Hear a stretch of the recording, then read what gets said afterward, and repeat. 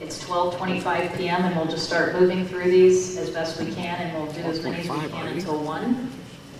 Let's try to limit comment, if we can, to 3 minutes each, and it'll maximize the number of people we can get through. Our first speaker is Richard Elias, co-chair for Hispanic Coalition for Good Government.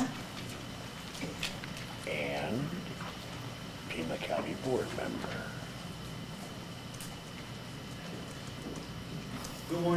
Good morning, commissioners, and appreciate all the work that you do, and I know it's been difficult at best.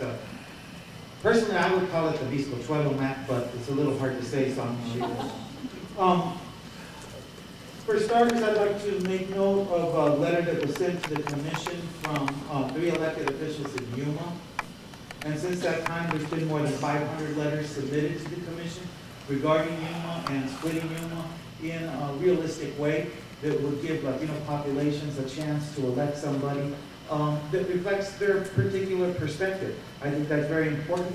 I have the letter here in the for the sake of time. I'm just going to go ahead and submit it and ask that you all take read it. I was going to try and read it into the record, but I think it's better if we just submit it and make sure that you all get a chance to read it. We continue to ask you to support the maps that were submitted to you for the 2 Latino districts here in the state of Arizona that are currently protected by the Voting Rights Act. My family has been here in Arizona 7 generations. We've lived in Tucson for 5 generations. We entered what is now the United States through Nogales, came up here. My first relative in Tucson was in the first detachment of soldiers that was sent to the Presidio. We then moved out to a ranch in Sopoli, which is north and west of Amado, and ended up coming back into Tucson after losing the water rights. The typical story of a Chicano family in the Southwest. Along that way, we've come to learn that the core of Tucson, older Tucson, really makes up a community of interest. And it extends over to the university and out to the west, far past Tucson Mountain Park.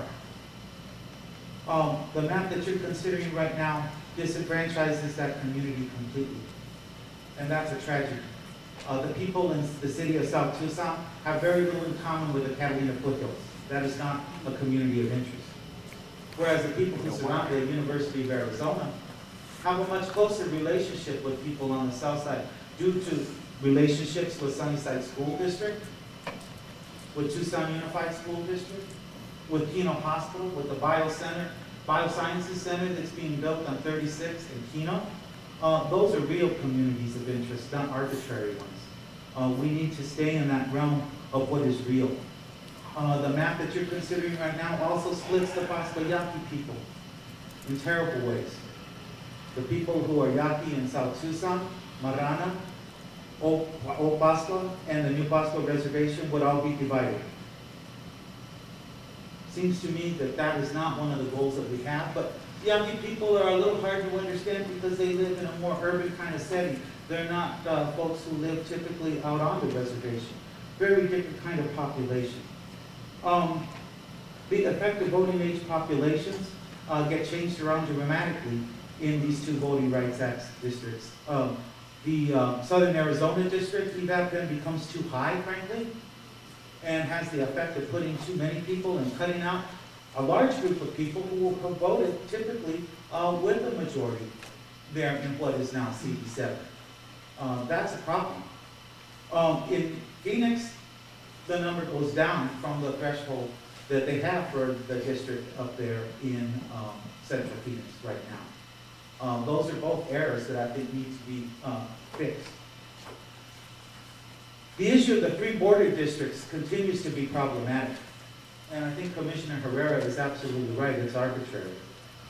Just in today's Arizona Daily Star, there was an editorial that was first published in the Washington Post that talks about border control being the best it's been since the Richard Nixon administration.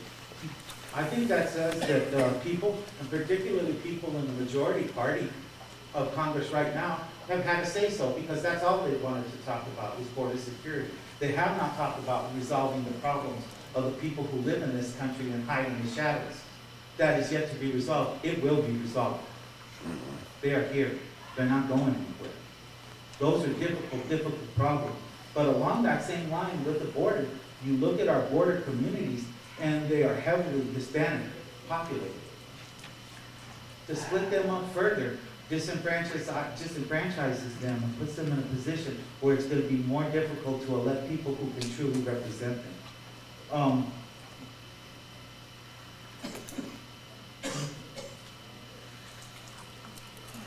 I think those are the most important things that I have to say to you right now. I am concerned about the direction that we're going. I hope that we would continue to work together with the Hispanic Coalition for Good Government and maps that we submitted. That does not appear to be happening at this particular juncture. I'm sure you're going to hear from a lot of people today who want to see us move in that direction, and I'm sure that those 500 letters from Yuma also represent that as well. So I appreciate all the work that you've done, but I hope we can make these kind of corrections to any map that is eventually agreed upon, because we are putting ourselves at risk for pre-clearance by the Justice Department. Thank you very much. Thank you. Our next speaker is Representative David Patterson, State Rep from LD 29. Oh, I'm sorry, Daniel. Thank you, Madam Chair and Commissioners. I am Representative Daniel